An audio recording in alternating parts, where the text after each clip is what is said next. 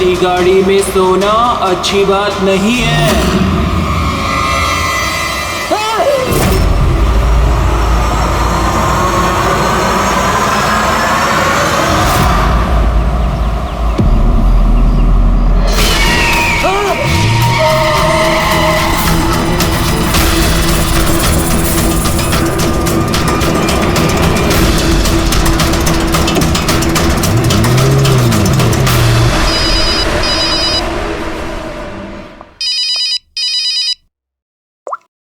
हाँ विनीत।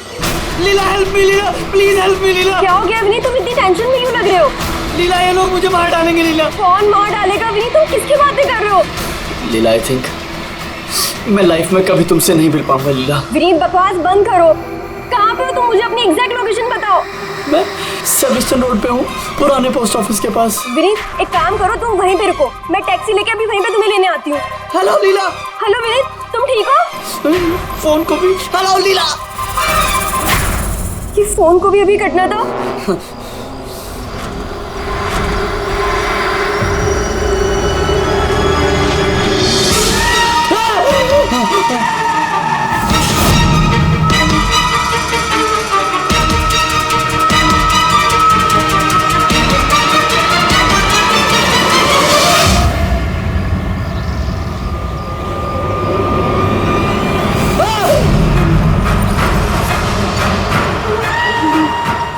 भगवान please help मी, मुझे मेरे घर तक पहुंचा दो प्लीज।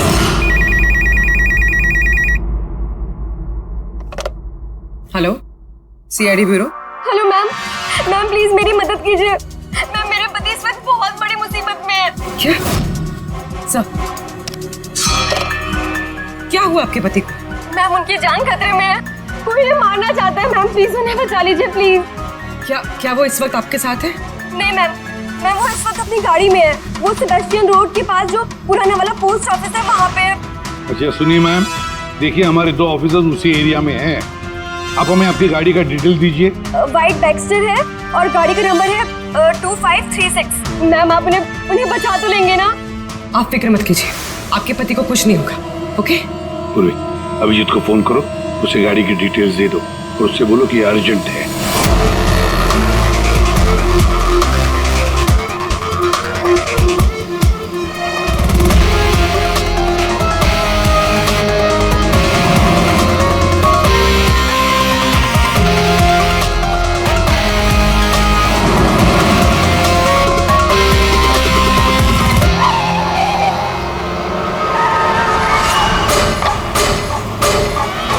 यही नंबर है। ये गाड़ी ऐसे क्यों चला रहा है? ये तो एक्सीडेंट कर देगा।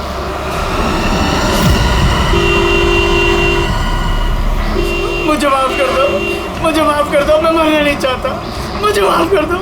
किससे बातें कर रहा है? गाड़ी में तो कोई नहीं है। अरे विनीत किससे बात कर रहा है? गाड़ी में कोई नहीं है। अंदर हो तुम लोग, तुम्हें दिखाई नहीं दे रहा? इतने सारे लोग मुझे बुला रहे हैं। कर क्या रहा है ये? मुझे माफ कर दो, मैं मरना नहीं चाहता। पागल हो गया लगता है। विनीत विनीत विनीत, तुम्हारी जान को खतरा हो सकता है, रुक जाओ।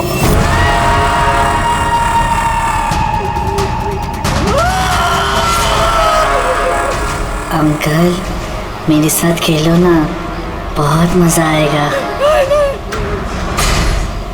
विनीत गाड़ी रोको, साइड में लगाओ।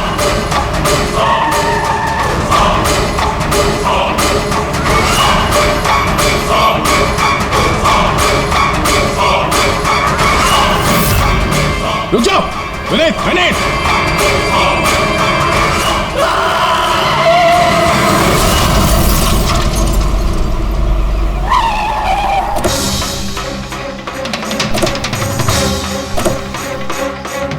विनीत, ओह नो, ये तो मर चुका है। स्मेल है।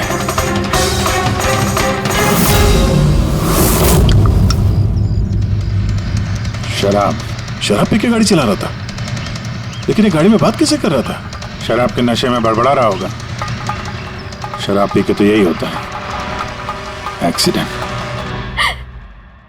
आपने तो मुझसे वादा किया था ना कि विनीत को कुछ नहीं होगा, तो मेरे क्या हो गया? देखिए मैडम, अगर उनकी जान को किसी और से खतरा होता तो हम उन्हें जरूर बचा लेते, लेकिन वो तो खुद ही शराब पी के गाड़ी चला रहे थे। आप तो जानती हैं कितना खतरनाक है। नहीं, उनकी जान खुद उनकी वजह से नहीं गई है, बल्कि उन लोगों की वजह से गई है जो इतने दिनों से उन्हें परेशान कर रहे थे। कौन लोग? सुबह शाम सोते जागते हर वक्त वो उन्हें सताते रहते थे। वो इतना ज्यादा परेशान हो गए थे कि उन्होंने अपने बिजनेस पे भी पूरी तरह से ध्यान देना बंद कर दिया था। किन लोगों की बात कर रही हैं आप? जरा साफ साफ बताइए। मैम, विनीत की मौत हमारे सामने हुई थी और उस वक्त कार में उसके अलावा और कोई भी नहीं था, तो उसकी मौत का दोष आप किसी और को कैसे दे सकती हैं? क्योंकि उनका खून हुआ है। मर्डर है ये, मर्डर। मर्डर हुआ है? आप जानती है किसने किया ये? आत्माओं ने। भले ही आप लोगों ने वो आत्माएं नहीं देखी होगी, लेकिन विनीत उन्हें साफ साफ देख सकते थे। सीआईडी आत्माओं को नहीं मानती। आप भी मानते सर। अगर आपने तो 2 हफ्ते पहले वाला नजारा देखा होता। लीला उठो, उठो लीला, लीला उठो।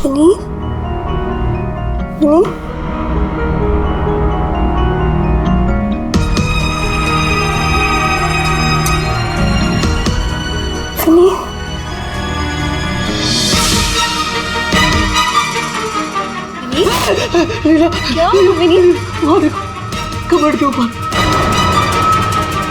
क्या है वहाँ विनीत? लीला, कबर्ड के ऊपर मुझे घूर रहा है। मुझे सोने नहीं दे रहा वो। विनीत, वहाँ पे कुछ नहीं है, कुछ नहीं है वहाँ पे। तुमने ना जरूर कोई बुरा सपना देखा है। चलो आगे सो जाओ। मैंने कोई सपना नहीं देखा और वो देखो अभी भी घूर रहा है और तुमको दिख क्यों नहीं रहा यार? विनीत, वहाँ पे कुछ नहीं है। तुम्हारी तबीयत ठीक नहीं है विनीत, तुम आगे सो जाओ। चलो, कुछ नहीं है विनीत, मैंने ना बुरा सपना देखा इसलिए ये सब हो रहा है। सॉरी, मुझे माफ कर दो प्लीज। एक मिनट, ये विनीत किस चीज के लिए माफी मांग रहा था? ये तो मुझे भी नहीं पता सर। विनीत काम क्या करता था? सर, उनकी कंपनी हॉस्पिटल्स में मेडिकल इक्विपमेंट सप्लाई करती थी। आप श्योर हैं कि वो विनीत का खून आत्मा नहीं किया? सर, मुझे पहले तो नहीं लगता था, क्योंकि ना तो मैंने कभी कोई आत्मा देखी थी और नहीं कभी मैंने उनकी आवाज सुनी थी। लेकिन बाद में मुझे विनीत की बातों पे यकीन होने लगा कि वो सच कहता था।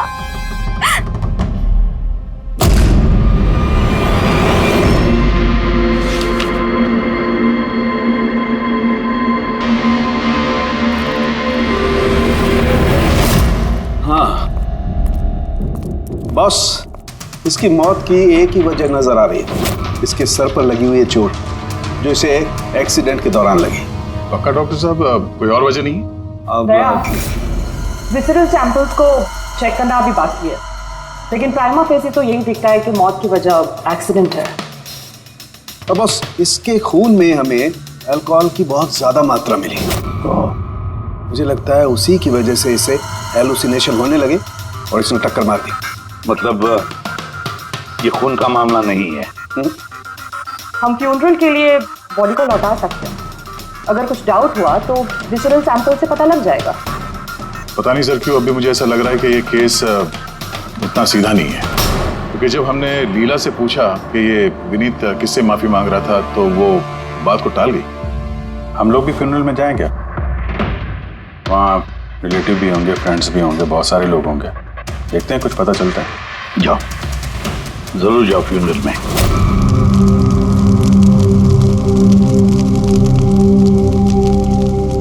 अच्छा हुआ मर गया, ऐसे गलत लोगों के साथ ऐसा ही होना चाहिए।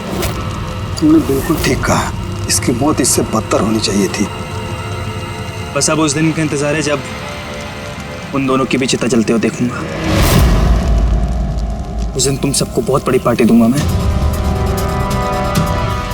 क्या प्रॉब्लम क्या तुम्हारी? हाँ?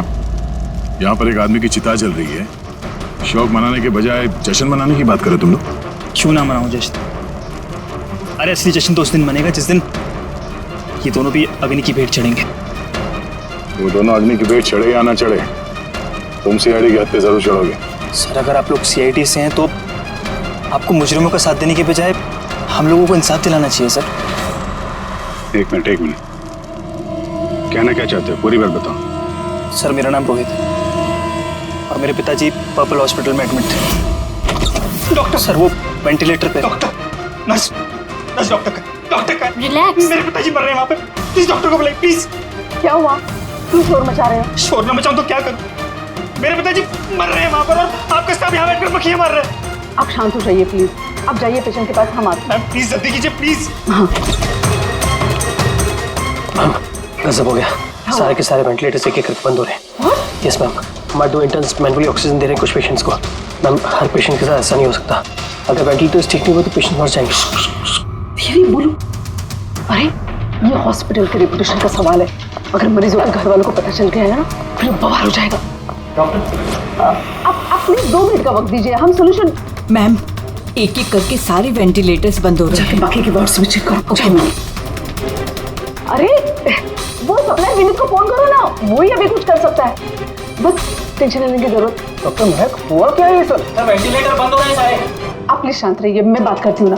सर एक एक करके सारे वेंटिलेटर्स बंद हो गए। क्या ऐसे कैसे हो सकता है? तो किसी हॉस्पिटल में फोन करो ना, वहां से मंगवाओ। अरे राजा फोन लगाओ और मैं एक काम करूँ, टेक्नीशियन जो यहाँ पर है उसको बुलाओ। राजा क्या हो गया तुम्हें सुनाई नहीं देता? सर क्या आप कह रहे हैं? आप लोग क्या डिस्कशन में टाइम वेस्ट कर रहे हैं? मेरे पिताजी मर जाएंगे वहाँ पर। प्लीज जल्दी आइए प्लीज। बस आते ही हैं please. Ma'am very bad news, 2 patients की जान चली गई है, 5 पेशेंट्स बहुत क्रिटिकल कंडीशन में हैं। सर अगर आज हम लोगों का परिवार हमारे साथ नहीं है तो उसके जिम्मेदार सिर्फ और सिर्फ ये 3 लोग हैं, विनीत, महक और राजा। ये विनीत तो इक्विपमेंट सप्लाई करता था ना? जी सर। और ये महक राजा? सर जिस दिन ये हादसा हुआ उस दिन महक डॉक्टर इंचार्ज थी और राजा हॉस्पिटल का एडमिन संभालता था। ये सिर्फ राजा और महक आए हॉस्पिटल से या और लोग भी आए वहाँ के? आए ना सर, वो हेड नर्स परिणीता, वो शेखर जो की मेंटेनेंस में, और वो डॉक्टर केदार इस हॉस्पिटल के मालिक। ठीक है, अभी शांत हो जाओ, हम इस मामले के तह तक जाएंगे। अगर तुम्हारे पिताजी के साथ नाइंसाफी हुई है तो उन्हें इंसाफ जरूर मिलेगा।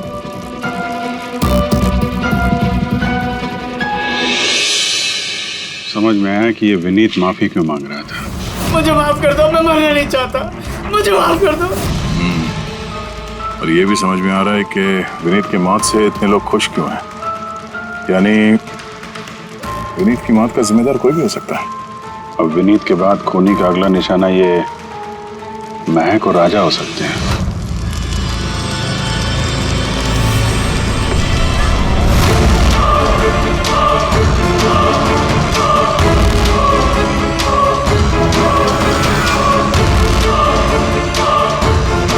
मुझे माफ कर दो।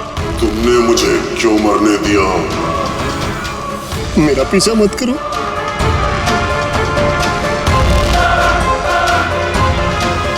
ये बात किससे कर रहा है? मेरा पीछा मत करो। उन्हीं काल्पनिक लोगों से जिससे विनीत बात कर रहा था। शायद तुम मुझे बचा सकती थी, जो मरने दिया मुझे। तुम भी मरने के लिए तैयार हो जाओ। और ये महक भी सहमी से लग रही है। छोड़ो, छोड़ो मुझे, छोड़ो मुझे, आग में मत खींचो। मेरी कोई गलती नहीं है। छोड़ो, छोड़ो, छोड़ो, छोड़ो मुझे, छोड़ो, छोड़ो, मत खींचो मुझे आग में। छोड़ो, छोड़ो। क्या कर रहे हो? इधर आओ। क्या कर रहे हो यार? हैं? मैं बस परेशान हूँ, इसमें आप लोग क्या कर सकते हैं? मुझे खुद ही निपटना होगा अपनी परेशानी से। आप इधर आओ, थोड़ा दूर जाओ इधर से। तो बहुत सारे लोग हैं, जो विनीत की मौत की खबर सुनकर खुश हो गए हैं? हाँ सर। और अब वो महक और राजा की मौत की खबर सुनना चाहते हैं। राजा और महक, इनका बर्ताव भी कुछ नॉर्मल नहीं लग रहा था सर। काफी डरे डरे से लग रहे थे, विनीत की तरह। सर, विसरल सैंपल्स की रिपोर्ट आ गई है। ग्रेट। कोई गड़बड़ है? हाँ, एक आम इंसान का खून जितना लाल होता है, विनीत का खून उससे बहुत ज्यादा लाल था। अब समझ में आया कि विनीत को आत्माएं क्यों नजर आ रही थी। क्यों सर? पूर्वी, जब इंसान का खून जरूरत से ज्यादा लाल हो तो इसका मतलब ये होता है कि वो इंसान बहुत ज्यादा लंबे समय तक कार्बन कंपाउंड के संपर्क में रहा, और इस कार्बन कंपाउंड की वजह से ही उसे हेलुसिनेशन आते हैं, जबरदस्त किस्म के। तो मतलब किसी ने जानबूझकर विनीत को इस कार्बन कंपाउंड के संपर्क में लाया, जिसकी वजह से विनीत की दिमागी हालत खराब हो गई, जो उसकी मौत का कारण भी बन गई। सर, खूनी को ये कार्बन कंपाउंड मिला कहां से होगा? हमारे आसपास हर जगह कार्बन कंपाउंड फैला हुआ है। मॉडर्न जिंदगी में हम जितनी भी मशीनों का इस्तेमाल करते हैं, वो सब की सब, लगभग सब की सब कार्बन कंपाउंड निकालती हैं। हाँ, कोई भी मशीनों के साथ छेड़खानी करके ऐसी साजिश कर सकता है। तो कार में बैठने के ठीक पहले विनीत ऐसे किसी केमिकल के संपर्क में आया होगा, इसकी वजह से उसे ये हेलुसिनेशन वगैरह हो रहे थे। बिल्कुल बॉस, गाड़ी के एग्जॉस्ट सिस्टम को चेक करना चाहिए। गड़बड़ वहीं हुई है।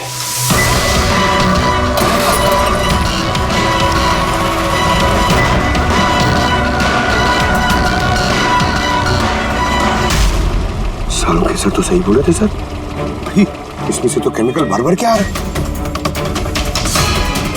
एक बात तो पक्की है पंकज, आत्मा कोई नहीं थी। हाँ सर, इसका मतलब अब खूनी के निशाने पे दो लोग हैं, राजा और महक।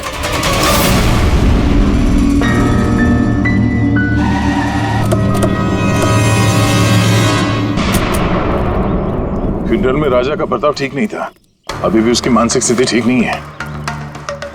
अरे सर, दरवाजा तो खुला है।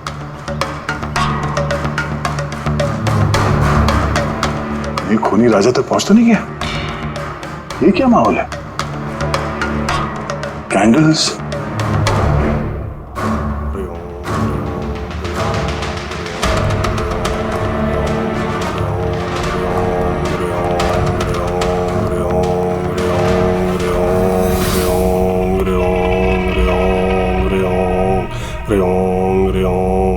राजा,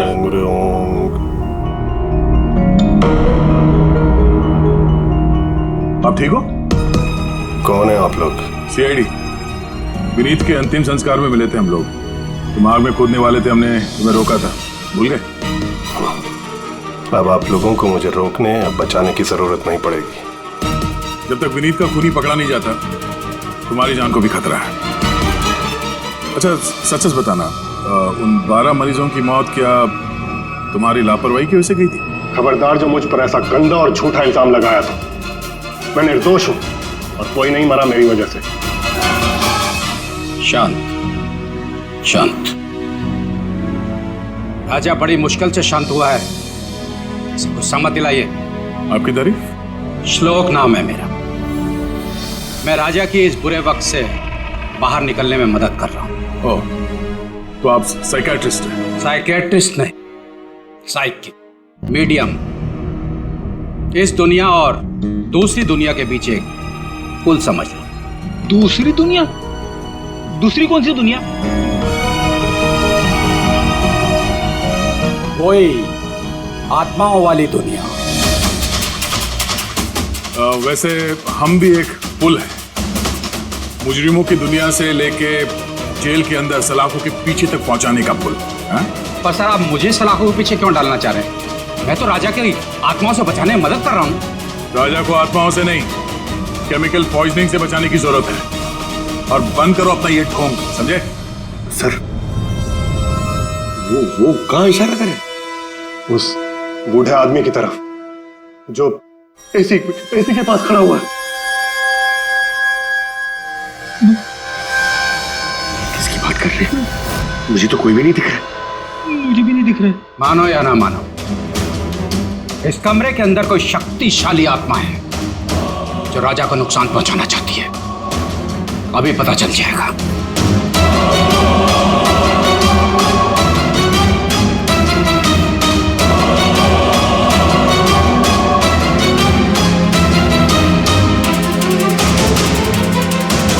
मीटर से आत्मा दिखेंगे?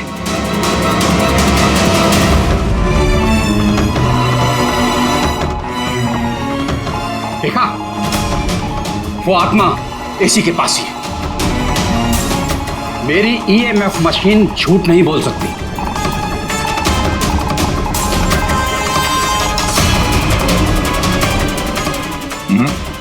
और हमारा भी ये मीटर गलत नहीं हो सकता, समझे? तेरी लगता है राजा को कार्बन कंपाउंड का असर उसकी गाड़ी से ही हुआ है। एक काम करो, ये मीटर ले जाओ, उसकी कार चेक करो। रेडी? पंकज, बताओ महक, विनीत के फ्यूनरल पे क्या देखा तुम? मैंने किसी को नहीं देखा, कुछ भी नहीं देखा। झूठ मत बोलो। अगर कुछ नहीं देखा तो वहां से डर के भागे क्यों? मैं झूठ नहीं बोल रही हूँ, मैंने सच में किसी को नहीं देखा। अच्छा, अस्पताल में जो 12 मौतें हुई थी, क्या वो तुम्हारी लापरवाही की वजह से हुई थी? मेरी लापरवाही की वजह से? देखिए, मुझसे जो कुछ बन पड़ता है मैंने सब कुछ किया। मैंने डॉक्टर केदार से भी बात की, लेकिन उन्होंने कुछ एक्शन लिया ही नहीं, तो मैं और क्या करती। अच्छा, तो फिर इसमें डॉक्टर केदार की गलती है? उनसे भी ज्यादा गलती है उस राजा की। उसे चेक कर लेना चाहिए था कि वेंटिलेटर्स ठीक से काम कर रहे हैं या नहीं, उनके वक्त रहते सर्विसिंग हो रही है या नहीं। तो फिर राजा दोषी है? राजा और विनीत दोनों। विनीत को भी हमें वेंटिलेटर सप्लाई करने से पहले देख लेना चाहिए था कि वो कहीं खराब तो नहीं है। आखिर कितनी जानें टिकी थी उस वेंटिलेटर्स पे। लगता है राजा और विनीत के लिए तुम्हारे अंदर काफी कड़वाहट है। विनीत की मौत से तो बहुत खुश होगी तुम। ये कैसी बातें कर रही है आप? बिल्कुल भी नहीं। मैं एक डॉक्टर हूँ और मेरा काम पेशेंट्स की जान बचाना है। किसी की मौत से मैं कैसे खुश हो सकती हूँ?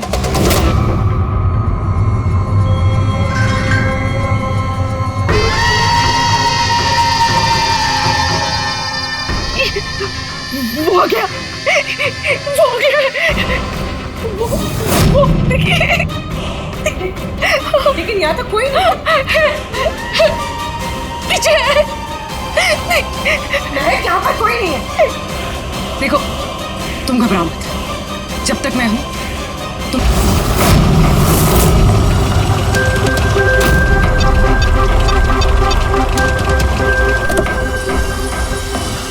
कार के एसी में तो कार्बन कंपाउंड नहीं है। घर के अंदर देखते, चलो।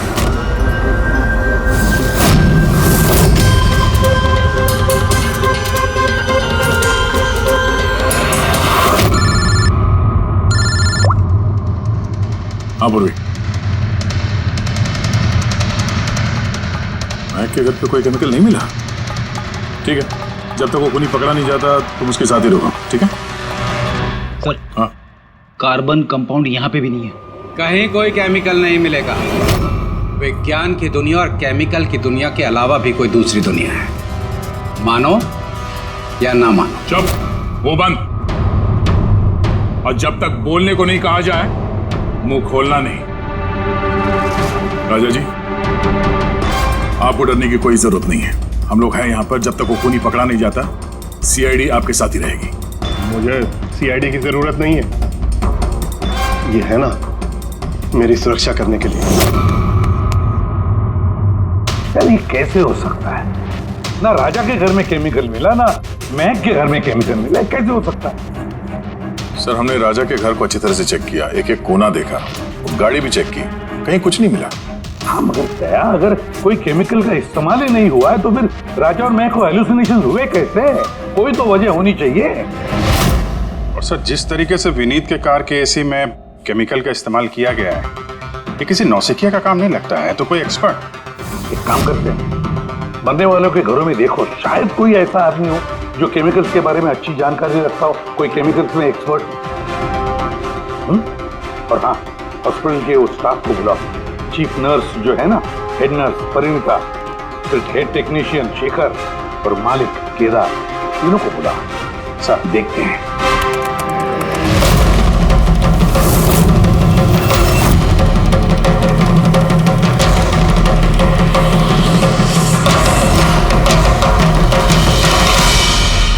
तुम्हारा नाम शेखर है? Yes sir.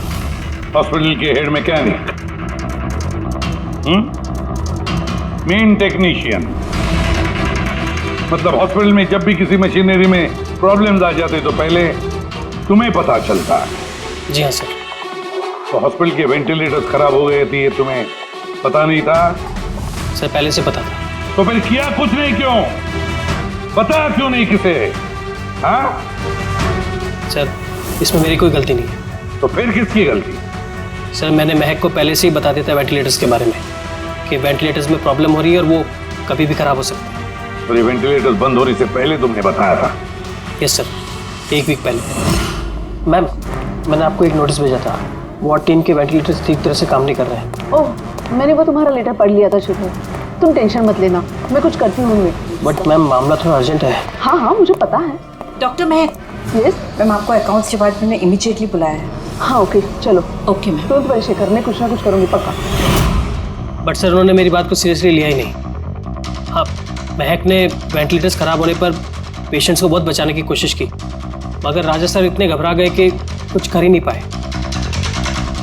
शेखर जी, तुम कितना सच बोल रहे हो, कितना झूठ, ये तो हम पता लगा ही लेंगे। सर महक की कोई गलती नहीं है, उसने मुझे वेंटिलेटर्स खराब होने के बारे में पहले ही बता दिया था। लेकिन आपने क्या किया? सर मैंने हॉस्पिटल के एडमिन हेड को बता दिया था, राजा को, क्योंकि हॉस्पिटल के जितने भी ये मशीनरी है उनकी देखरेख की जिम्मेदारी एडमिन हेड की होती है सर। तो आपने एडमिनिस्ट्रेटिव हेड राजा को बता दिया और आपकी जिम्मेदारी खत्म हो गई। आप मालिक है ना इस हॉस्पिटल के, तो जिम्मेदारी खत्म कैसे होती है आपकी? सर मैंने अपनी जिम्मेदारी निभाई, तभी तो मैं खुद गया राजा के केबिन में। राजा। जी सर। ये सब क्या कर रहे हो? अरे ये सब जरूरी नहीं है, इतने सारे मरीजों की सांसें वेंटिलेटर के भरोसे चल रही हैं, तुम यहाँ बैठे हो, अरे कुछ करो ना। जी सर, मैं अभी सप्लायर से बात करके वेंटिलेटर बदलवा देता हूँ। प्लीज प्लीज जल्दी करो। जी सर मुझे समझ में नहीं आ रहा कि उन्होंने वेंटिलेटर्स बदलवाए क्यों नहीं। मैं हैरान हूँ सर, कोई भी केदार जी पे उंगली उठा नहीं रहा। हर कोई राजा, विनीत और महक के पीछे पड़ा हुआ है। वही तो, हॉस्पिटल के मालिक है ना केदार जी, तो पूरी की पूरी जिम्मेदारी भी केदार जी तुम्हारी है। लेकिन सर अब मैं खुद जाके तो रिपेयर नहीं कर सकता ना वेंटिलेटर्स। सर मेरा काम है कि कंसर्न डिपार्टमेंट को इन्फॉर्म करना, और सर वो मैंने कर दिया। बल्कि मैंने विनीत से खुद बात करी, मैंने उससे कहा कि अगर ये रिपेयर हो सकते हैं तो रिपेयर करे, वरना इनको चेंज कर दे, और उसने कोई एक्शन ही नहीं लिया। उसने कोई एक्शन नहीं लिया, उसने कोई एक्शन नहीं लिया। आपने क्या एक्शन लिया? और नाम भी ले रहे हो तो विनीत का जो मर चुका है, या राजा का जो जवाब देने की हालत में नहीं है। सर जो सच था वो मैंने आपको बता दिया, अब मानना ना मानना सर आपके हाथ में है। परिणीता। जी सर। हॉस्पिटल की हेड नर्स, तो तुम हॉस्पिटल के बारे में सब कुछ जानती होंगी? जी सर। तो फिर अब सच सच बताओ, ये जो कुछ भी हुआ है किसकी लापरवाही से हुआ? बताओ जल्दी। हाँ सर, बताती हूँ। मेरे साथ धोखाधड़ी करने की कोशिश मत करना राजा। और हाँ, अगर मशीनों में कोई फिजिकल डैमेज है वो वारंटी में नहीं आता। अगर तुमको नए वेंटिलेटर चाहिए तो पूरी कॉस्ट पे करनी होगी, समझा? मैंने तुमसे घटिया इंसान आज तक अपनी जिंदगी में नहीं देखा। अब ना तो हमारा हॉस्पिटल तुमसे कोई सामान लेगा और ना ही शहर का कोई दूसरा हॉस्पिटल। सुनो, ये धमकी किसी और को देना, जानता नहीं तुझे मैं कौन हूँ, जो करना है कर ले।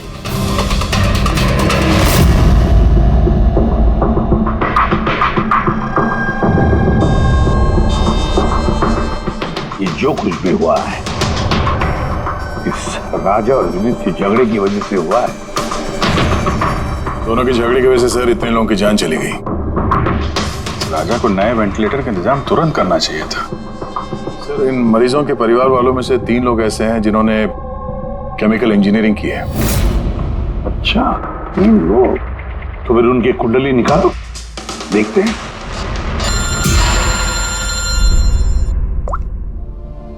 Hello ACP Pradyuman.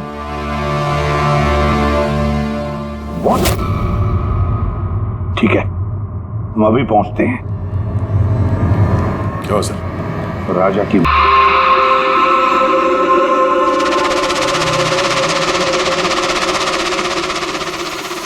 दया, मौत तो इसकी सर पे चोट लगने की वजह से हुई। लगता है छत से कूद गया ये। जरूर हेलुसिनेशंस इतने भारी पड़ गए होंगे कि दिल मिलाकर राजा ने ऊपर से छलांग लगा दी। और तुम ख्याल रखने वाले थे ना इसका? ये ख्याल रखा तुमने? हाँ? सर राजा तो एकदम शांत तरीके से हो गया था। मुझे क्या पता था कि अचानक उठ जाएगा और खुदकुशी कर लेगा। जिस वक्त ये सब हुआ तुम कहाँ थे? हाँ? सर मैं दूसरे कमरे में सो रहा था, तभी मुझे राजा के जोर जोर से चीखने की आवाज सुनाई दी। मुझे इन आत्माओं को नहीं झेलना, मुझे इसे निजात चाहिए, आजादी चाहिए। और जब तक मैं इसके पास पहुंचता, ये छत से कूद गया साहब। वाह, क्या बात है। राजा को अकेले छोड़कर तुम घोड़े बेच के सो रहे थे? हाँ? मैंने तो कमर कस ली थी कि नहीं सोऊंगा, न जाने कैसे नींद आ गई। जरूर मुझे उन आत्माओं ने सुला दिया होगा। आप ये देखिए सर, मीटर की रीडिंग भी कितनी बढ़ गई है। मुझे मेरी तबीयत भी कुछ कमजोर लग रही है सर। अगर दोबारा ये मीटर दिखा दिया ना मुझे तो याद रख। एक मिनट दया, एक मिनट भाई, जरा ये मीटर देना मुझे। ये लीजिए। ये मीटर मैं रख लेता हूँ। हाँ, तुम्हें लौटा दूंगा बाद में। जी सर, पर दे दीजिएगा। हाँ जरूर दे दूंगा। अभी एक काम करो, अभी तुम घर जाके थोड़ा आराम करो। थक गए हो ना, बहुत कमजोरी होगी तुम्हें। हाँ जी सर। बराबर सोए नहीं, जाओ आराम करो। ये क्या डॉक्टर साहब, उसे जाने दिया और ये मीटर रख ली? दया, ये मीटर जो है ना, ये बड़े काम की चीज है।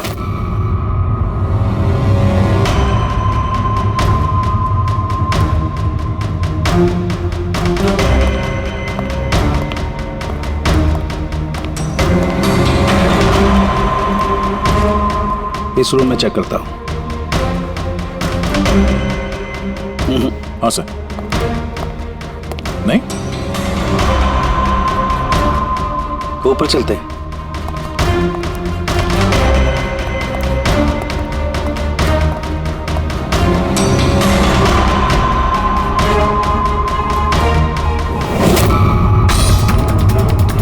इस सालू के साथ आराम से। ये नीडल तो जंगली घोड़े की तरह भाग रहा है।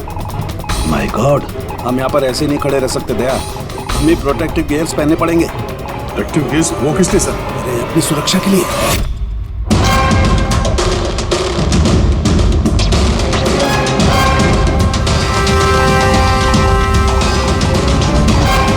ये देखो, सबसे ज्यादा मीटर रीडिंग यहीं पर है, इस एसी के नीचे।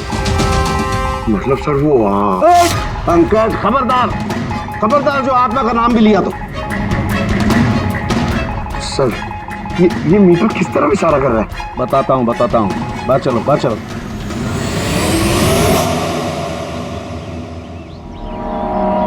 देखा दया, ये है EMF, इलेक्ट्रोमैग्नेटिक फील्ड डिटेक्ट करता है ये। इलेक्ट्रोमैग्नेटिक फील्ड्स, ये तो आजकल सभी इलेक्ट्रॉनिक अप्लायंसेस में होता है सर, टीवी, फ्रिज, एसी में। बिल्कुल दया, लेकिन उन अप्लायंसेस का EMF हिडन होता है, छिपा हुआ होता है, ताकि लोगों पर बुरा असर ना हो। कैसा बुरा असर? इसकी वजह से लोगों को नौशिया हो सकता है, जी घबरा सकता है, बेचैनी हो सकती है, और अगर ज्यादा देर तक संपर्क में रहे तो हेलुसिनेशन होना भी कोई बड़ी बात नहीं है। ओह, मतलब राजा को ये हेलुसिनेशन किसी केमिकल की वजह से नहीं हुआ है, अपने घर के इलेक्ट्रॉनिक अप्लायंसेस की वजह से हुआ है, क्योंकि उसका वो EMF ढका हुआ नहीं था। बिल्कुल। इसका मतलब है सर, किसी ने ये जानबूझ के छेड़छाड़ की है इसमें? हो सकता है। वैसे ही राजा को अंदर से पछतावा महसूस हो रहा था, दुखी था बेचारा कि वो मरीजों को बचा नहीं पाया, इसीलिए हेलुसिनेशन उसे पछतावा के रूप में दिखाई देने लगे। शायद इसी पछतावे की वजह से इस विनीत की भी मौत हो गई। बिल्कुल। और वो अशोक, उससे भी कमजोरी इसीलिए महसूस हो रही थी क्योंकि वो भी काफी देर तक इस EMF के संपर्क में था। यहाँ पे वो कार्बन कंपाउंड नहीं मिला घर में। मिलेंगे कैसे वे? क्योंकि यहाँ तो EMF का इस्तेमाल हो रहा था, और सबसे ज्यादा रीडिंग मुझे बेडरूम के AC में मिली। इसका मतलब बेडरूम के AC में छेड़छाड़ हुई। फिर तो उस महक के घर में भी EMF। ओह नो, हमें तुरंत पूरी को इन्फॉर्म करना होगा।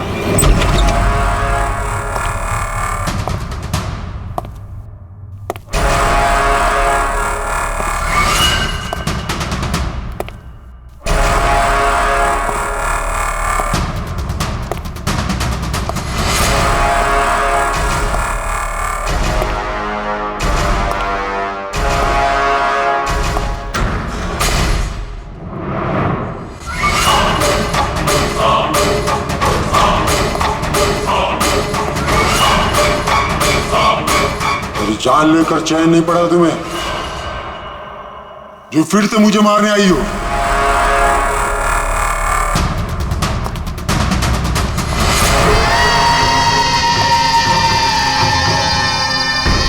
तुम? मैंने तुम्हें सेल्फ डिफेंस में मारा था, और वैसे भी तुम एक मुजरिम हो। क्या मुजरिम के घर परिवार नहीं होते? तुम्हारी वजह से मेरी बेटी अनाथ हो गई, और ये खून देख रही हो, सब तुम्हारी वजह से। आज मैं तुम्हें नहीं छोड़ूंगा। देखो मेरे पास मत आना, मैं मार दूंगा। आज मैं तुम्हें नहीं छोड़ूंगा। मेरे पास मत आना, मैं कहती हूँ मार दूंगी। मैं कहती हूँ मेरे पास मत आना, मार दूंगी। क्या कर रही तुम? छोड़ो से। सवाल आदमी। क्या? सर यहाँ पे सर रोकिए इसे, ये मुझे मारना चाहती है।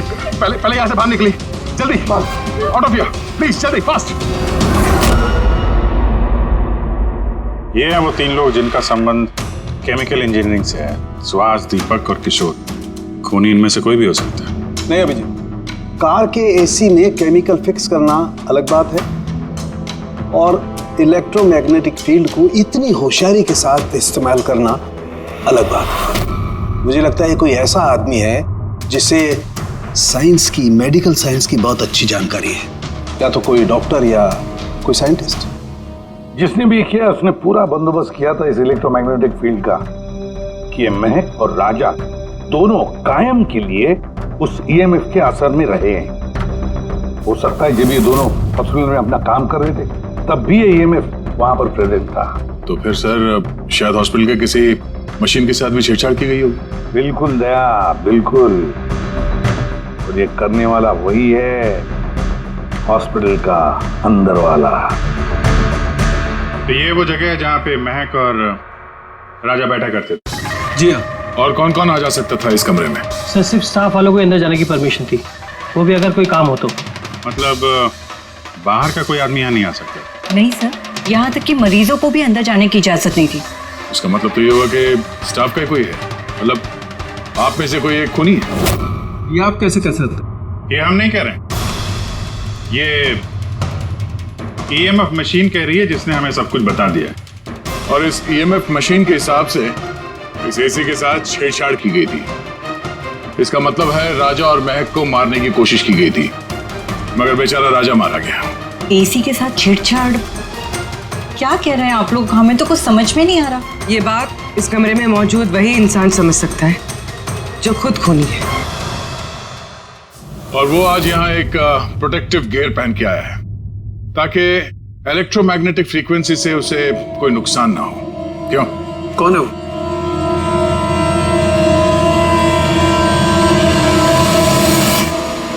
क्यों?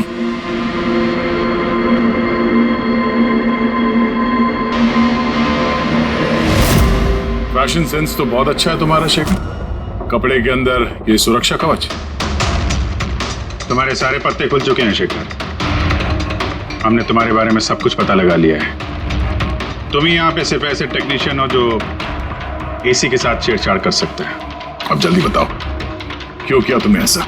हाँ, मैंने किया ये सब। और क्या गलत किया अगर मैंने महक, विनीत और राजा पे इल्जाम लगाया तो? इन लोगों की वजह से 12 मरीजों की मौत हुई जो मुझसे देखा नहीं गया। अब मैंने सोचा कि इन लोगों को भी वैसी ही मौत मिलनी चाहिए जैसे उन 12 मरीजों को मिली। इसलिए मैंने ईएमएफ और कार्बन कंपाउंड के जहर का इस्तेमाल किया ताकि इन लोगों को ऐसी मौत दे सकूं। मौत नहीं, एक भयानक मौत। और ये मेरा इंसाफ था। इंसाफ करने का हक सिर्फ कानून को है, किसी और को नहीं, समझे? तुम जानते थे उस केमिकल के इस्तेमाल से उन लोगों को हैलुसिनेशन होगा। वो मरे हुए मरीज उन्हें सामने दिखाई देंगे जिसकी वजह से वो पागल हो जाएंगे। क्यों? और मैं अपने मकसद में कामयाब भी हुआ। जैसी मैं मौत चाहता था वैसी ही मौत विनीत और राजा को मिली। मगर अफसोस, महक को आपने एंड मोमेंट पे बचा। कामयाब तो तुम तब होते जब बिना कोई जुर्म किए उन्हें उनके अंजाम तक पहुंचाते। क्या फर्क रह गया तुम में और उन दोनों में? अब तुम भी एक हत्यारे हो। तुम्हें क्या सजा मिलेगी इसका फैसला तो अब अदालत ही करेगी।